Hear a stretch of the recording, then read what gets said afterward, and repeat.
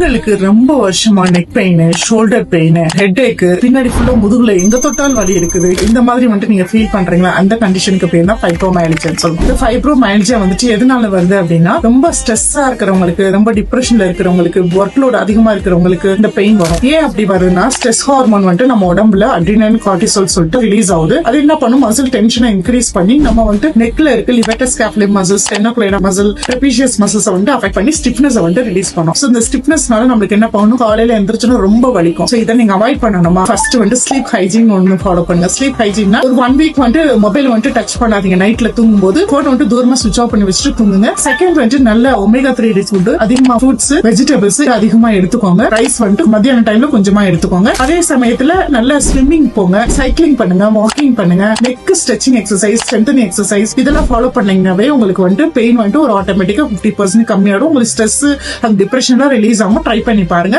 இந்த மாதிரி நல்ல நல்ல பிசியோ டிப்ஸ்க்கு என்னோட பேஜை ஃபாலோ பண்ணுங்க.